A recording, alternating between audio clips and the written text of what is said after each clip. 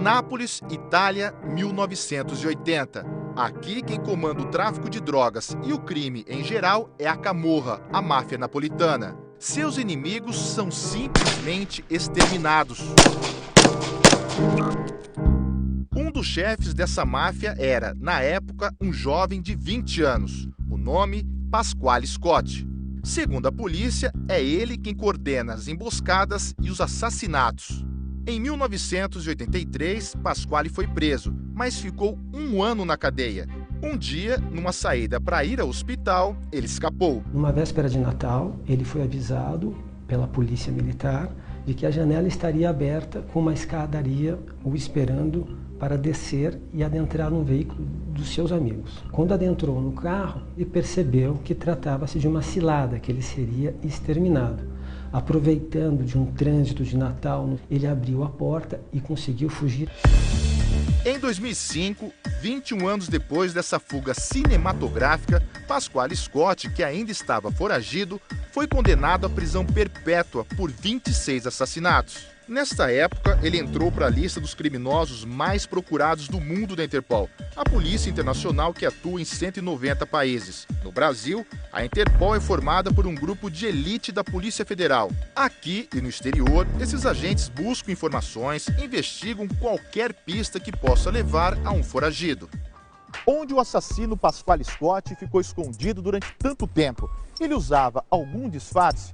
A Interpol começou uma caçada na tentativa de encontrá-lo. Daqui a pouco a gente volta a falar dele, porque além do mafioso italiano, a Polícia Internacional tem mais de 44 mil criminosos na lista de procurados.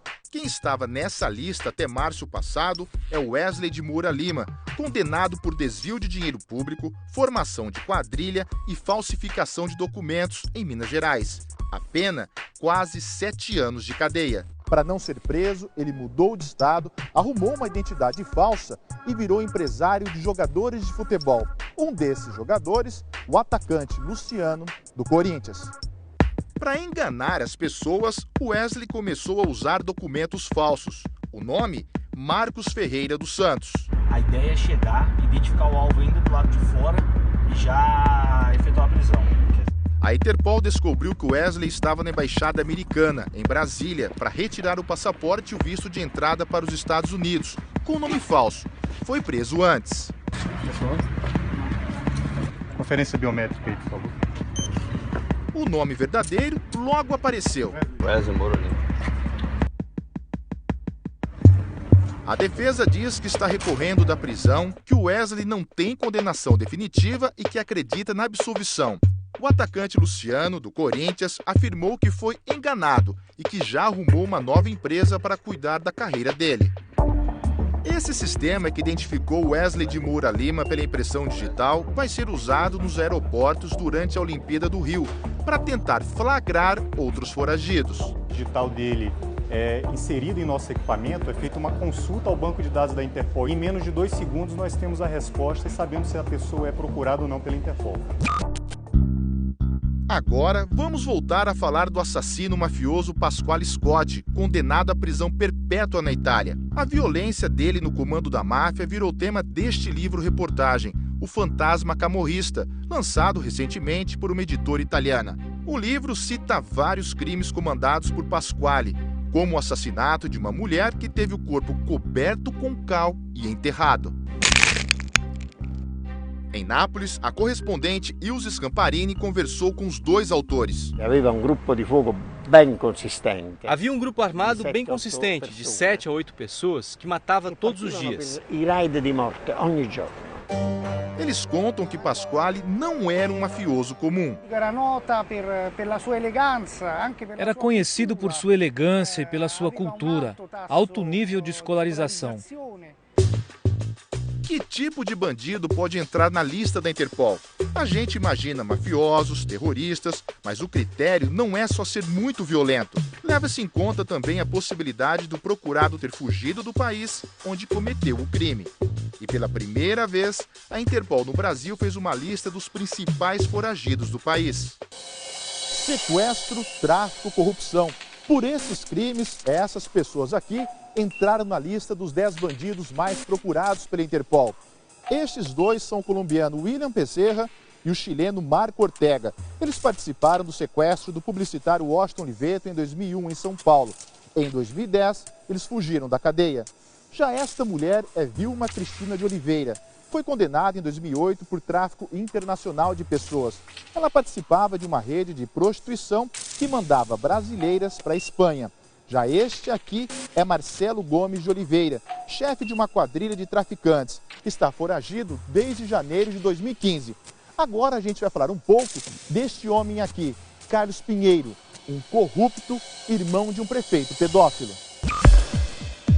De Manaus a Coari, são mais de 10 horas de barco. Coari é a terra de Adail Pinheiro, o prefeito que abusava de meninas e foi objeto de 5 reportagens do Fantástico, em 2014 e 2015. Além de estupro, Adail Pinheiro também é condenado por corrupção e está preso. Já o irmão dele, Carlos Pinheiro, deveria cumprir uma pena de 40 anos, mas ele sumiu sem deixar pistas. Carlos Pinheiro criou empresas em nome de outras pessoas só para desviar dinheiro público aqui de Coari. Em apenas uma das fraudes, foram mais de 3 milhões de reais que deveriam ter sido usados para o saneamento básico da cidade. Um dinheiro que faz muita falta. Faz muito tempo que vocês esperam por esgoto ou não? Faz muito tempo, né? A gente lava as coisas e a água desce tudo e vai tudo alagando o quintal dos vizinhos, né? E às vezes até arranja inimizade, né? Por causa que não tem esgoto, não tem nada. A gente encontra vários pontos onde o esgoto é jogado no rio. O cheiro aqui é insuportável. Olha a quantidade de sujeira.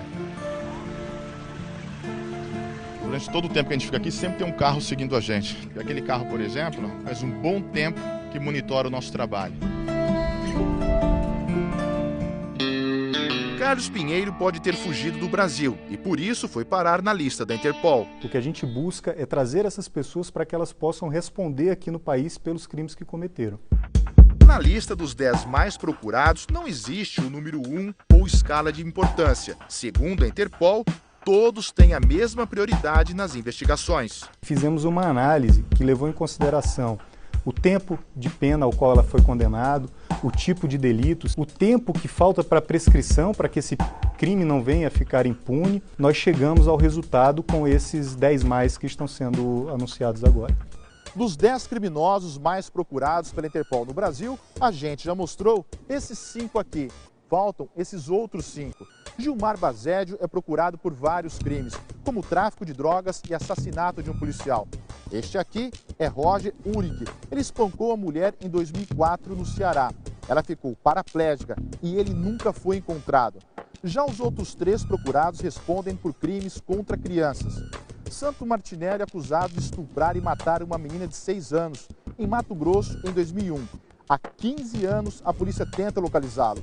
Este é Oswaldo Paz de Almeida Júnior. Sumiu depois de ter abusado dos próprios filhos em Santa Catarina em 2007. Já Silvana Seidelen está desaparecida desde dezembro de 2014. Ela é suspeita de matar a própria filha de 7 anos, também em Santa Catarina. O Fantástico foi até lá.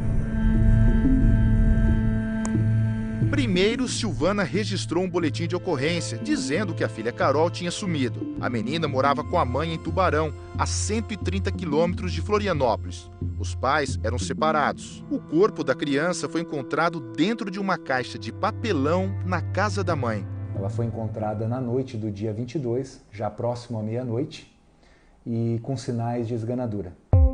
Silvana Seidler sumiu depois de registrar o boletim de ocorrência e deixou um bilhete para o ex-marido. Este é o seu presente de Natal. Quem não deve não teme, né? Por que ela sumiu? Vivia junto tal e de repente virar esse monstro, dormia com o inimigo. E para onde fugiu o mafioso Pasquale Scott, que a gente mostrou no início da reportagem, condenado à prisão perpétua e virou tema de livro? Ele arrumou uma outra identidade e hoje está assim, o nome Francisco de Castro Visconti. Falava-se na época que o Brasil era um país mais livre, um país enorme, praticamente um continente, certo? Então teria sido mais fácil para mim passar despercebido. Para a justiça brasileira, Pasquale negou ser um assassino e disse que durante 30 anos levou uma vida pacata como comerciante no Recife. Sempre fui um bom pai de família, sempre andei na retidão. O mafioso casou com uma brasileira e teve 2 filhos. A família diz que ninguém nunca soube do passado dele. Graças a Deus aí conheci a minha esposa, certo? Que foi um presente de Deus. E iniciamos um trabalho de inteligência monitorando pessoas que costumam dar guarida a foragidos internacionais, principalmente relacionados à máfia italiana. E nós chegamos até a figura do Francisco, que era a identidade que ele utilizava. A Itália é um ambiente hostil para mim. Eu corro perigo de vida, né? Então, eu quero ficar no Brasil. Não adiantou fazer drama. Essas são as últimas horas do italiano aqui no Brasil. Para fazer a extradição, a Interpol organizou um grande esquema de segurança. Essas são imagens exclusivas.